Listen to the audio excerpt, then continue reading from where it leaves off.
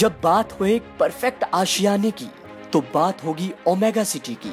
खरड़ Ludhiana highway पे शानदार gated society, जहां है 1 BHK से लेकर 3 BHK तक के फ्लैट्स, जहां है 24 घंटे फ्रेश वाटर सप्लाई, वो भी वर्ल्ड के पहले फ्रेश वाटर ट्रीटमेंट सिस्टम के साथ, 24 घंटे विदाउट कट इलेक्ट्रिसिटी, जबरदस्त सिक्योरिटी सिस्टम, आपकी हर जरूरत के लिए सोसाइटी में ही internal market, walking distance from civil hospital Kharar and 2-minute drive from Chandigarh university. Hundreds of family happily living. ज्यादा जानकारी के लिए डायल करें 8556019806।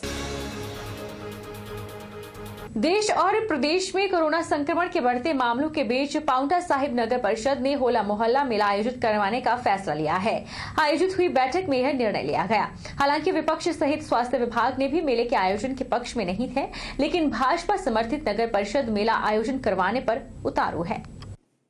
पूरे देश में कोरोना के मामलों में आश्चर्यजनक रूप से वृद्धि हो रही है। हिमाचल में भी कोरोना संक्रमण के मामले लगातार बढ़ रहे हैं। कोरोना के बढ़ते मामलों के बीच पांवटा नगर परिषद ने 7 दिवसीय मेला आयोजन को हरी झंडी दे दी है। हालांकि पांवटा व्यापार मंडल के कुछ लोग भी मेला आयोजन के पक्ष में हैं, लेकिन व्यापार मंडल के अधिकतर सदस्य मेला आयोजन के पक्ष में नहीं है।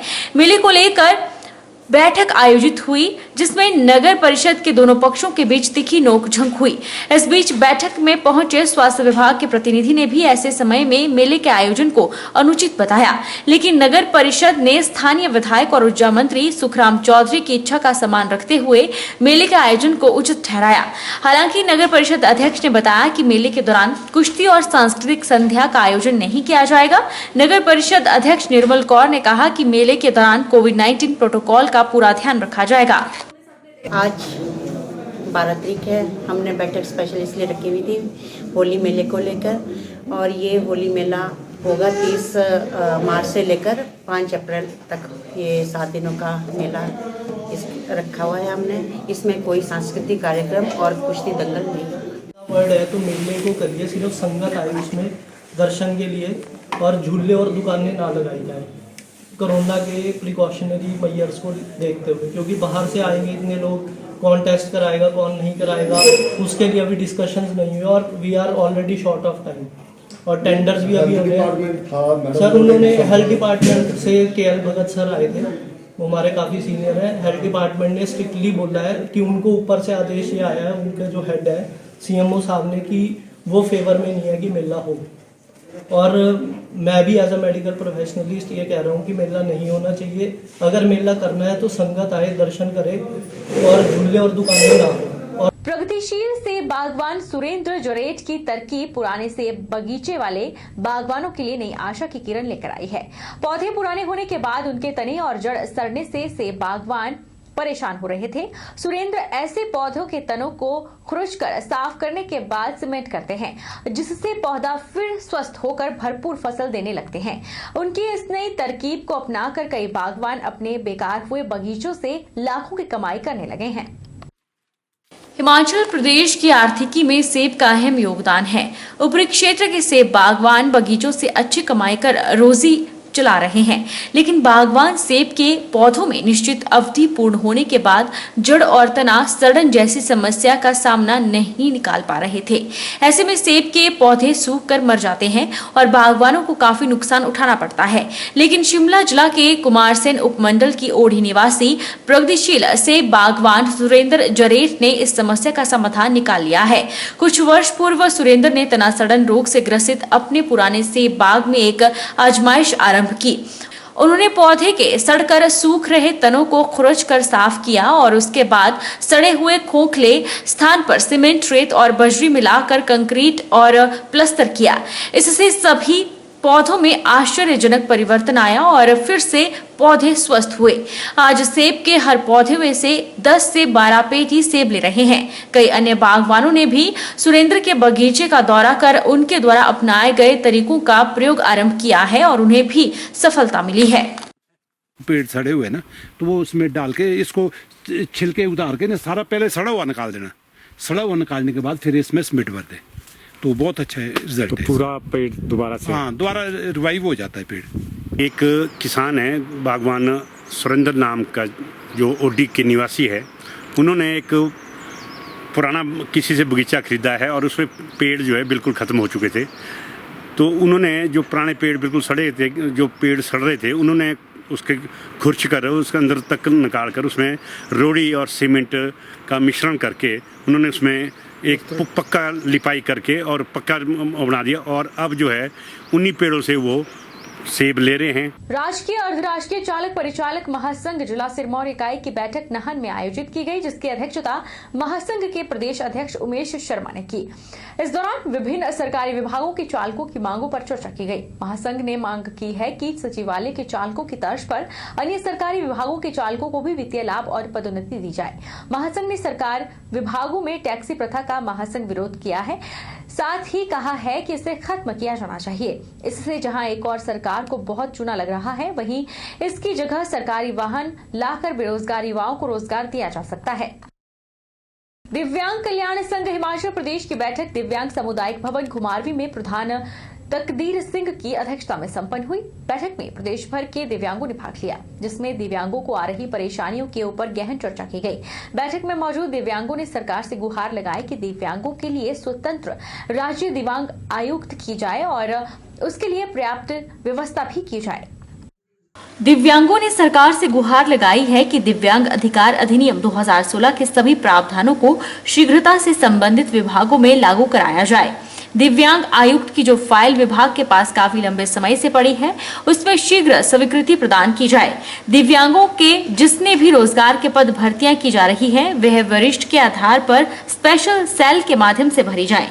दिव्यांगों को जो दिव्यांगता भत्ता दिया जाता है, उसका अलग से बजट में प्रावधान किया जाना चाहिए और वर्तमान परिस्थितियों को देखते हुए उसको बढ़ाकर 5,000 करना चाहिए, ताकि दिव्यांग समाज में आत्मनिर्भरता से अपना जीवन जी सके। दिव्यांग अधिनियम 2016 में हमें प्रावधान है कि स्वतंत्र दिव्यांग युक्त की नियुक्ति की जाए, उसमें पर्याप्त स्टाफ की व्यवस्था की जाए। ये फाइल काफ़ी समय से वित्त विभाग के पास मंजूरी के लिए पड़ी है, इसको शीघ्र मंजूरी प्रदान करने की कृपा करें। और दूसरी मांग करता हूँ कि जो दिव्यांग कल्याण बोर्ड गठन किया गया सरकार ने, आज तक 3 साल में उसकी कोई बैठक नहीं हो, उसकी शीघ्र बैठक बुलाई जाए। और दिव्यांग कल्याण सलाहकार बोर्ड का एक फंड होता है जो कि स्टेट लेवल हमारे एक्ट में प्रोविजन है, उसको शीघ्र स्थापित किया जाए ताकि दिव्यांगों के वेलफेयर के लिए काफ़ी योजनाएं जो इससे संचालित की सके। जिला चंबा के सलूणी उपमंडल में कार्यरत NHPC परियोजना के CSR कार्यक्रम के तहत भारत सरकार की व्योश्री योजना के अंतर्गत भारतीय कृत्रिम अंग निर्माण निगम के द्वारा दिव्यांगजनों को कृत्रिम अंग और अन्य उपकरण वितरित किए गए। शुक्रवार को परियोजना के अधिकारियों और भारतीय कृत्रिम अंग निर्माण निगम के विशेषज्ञों द्वारा सामाजिक न्याय एवं अधिकारिता विभाग के आयोजन में कुल 106 लाभार्थियों को कृत्रिम अंग और उपकरण वितरित किए गए। सरकार की वयोश्री योजना के तहत दिव्यांगजनों और वृद्धजनों को चलने फिरने के लिए आधुनिक बैटरी युक्त जॉयस्टिक चलाने वाली व्हील चेयर, साधारण व्हील चेयर, चलने के लिए छड़ियां, सुनाई देने के लिए कान की मशीनें, नजर के चश्मे और कृत्रिम अंग उपकरण वितरित किए। उधर इस बारे में तहसील कल्याण अधिकारी सलूनी केसर सिंह ने बताया कि उनके विभाग के तत्वाधान में NHPC द्वारा वर्ष 2019 में यहां दिव्यांगजनों और वृद्धजनों के लिए एक कैंप का आयोजन किया गया था, जिसमें 250 लोगों की विशेषज्ञों द्वारा जांच की गई थी, जिसमें से 106 लोगों को जरूरत अनुसार उपकरण वितरित करने थे। लेकिन कोरोना काल के चलते यह बीते वर्ष नहीं हो पाया, जिस कारण अब जिला प्रशासन द्वारा तय तारीख को इसका वितरण किया गया। उन्होंने कहा कि चयनित किए गए लोग जो यहां समय पर नहीं पहुंच सके हैं, वह तहसील कार्यालय में आकर अपने उपकरण प्राप्त कर सकते हैं। जांच हो चुकी थी, पहले जो शिविर लग चुका था 2019 में, कोविड के चलते जो है ये हम 2020 में ये कैंप जो वितरण का है वो नहीं कर पाए थे। ये मूलतः जो ये NHPC द्वारा प्रायोजित CSR की एक्टिविटी था और एक हमारी सरकार की केंद्र सरकार की योजना है वयोश्री करके, उसके अंदर वृद्धों के लिए जो वॉकिंग स्टिक वगैरह मिलनी थी, व्हीलचेयर वगैरह मिलनी थी, उसके अंतर्गत ये हुआ था। तो उसी में ये आज ये वितरण जो शिविर लगा था जो NHPC द्वारा प्रायोजित, और ये जितना भी सामान है हमारा, जिसमें जॉयस्टिक्स रिडन व्हीलचेयर जो है वो वाली हैं, मतलब कम से कम 106 हमारे बेनिफिशियरी सलूनी तहसील से थे। 250 लोग परीक्षण के लिए आए थे, लेकिन 124 में चिन्हित बाद में जांच के बाद को एलिजिबल पाया गया था, तो वही आज बांटे गए। बिलासपुर के घुमारवी उपमंडल के तहत आने वाली कुठेड़ा पंचायत 14 मार्च को होने वाले जनरल हाउस की तैयारी में जुट चुकी है। प्रधान ज्योति प्रकाश ने बताया कि 14 मार्च को पहला जनरल हाउस रखा गया है। प्रधान ने समस्त जनता से अपील की है कि 14 मार्च को 10 बजे कुठेड़ा पंचायत में पहुंचकर कोरम को पूरा करें, ताकि विकास कार्यों को आगे बढ़ाया जा सके और अपनी पंचायत को विकास के हर कार्य में आगे ले जा सके। हमारी पंचायत का पहला जनरल हाउस 14 मार्च सुबह 10 बजे पंचायत प्रांगण में रखा गया है। जनरल हाउस से पहले समस्त पंचायत सदस्य एवं समस्त पंचायत कर्मचारियों द्वारा कुठेड़ा पंचायत में स्वच्छता अभियान चलाकर पंचायत को संपूर्ण रूप से स्वच्छ किया गया, ताकि लोगों के बैठने की उचित व्यवस्था हो सके। मैं ग्राम पंचायत कुठेड़ा की समस्त जनता से निवेदन करता हूं कि कल रविवार को सुबह 10 बजे पंचायत प्रांगण में पहुंचकर जनरल हाउस के कोरम को पूरा करें, ताकि पंचायत के विकास कार्यों को गति प्रदान की जा सके।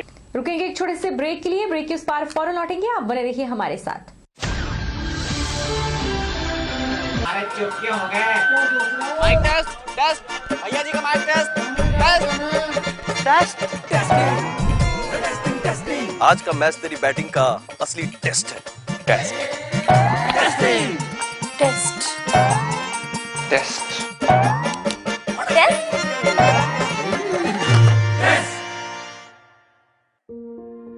मन में शक है तो सरकारी अस्पताल के ICTC में HIV की मुफ्त जांच करवाएं और सलाह पाएं। ये सब बिल्कुल गोपनीय है। अगर टेस्ट पॉजिटिव निकले तो मुफ्त चिकित्सा के लिए ART सेंटर में जरूर रजिस्टर कराएं। HIV के साथ भी आप सामान्य जीवन जी सकते हैं। तो लीजिए एक कदम जिंदगी की ओर।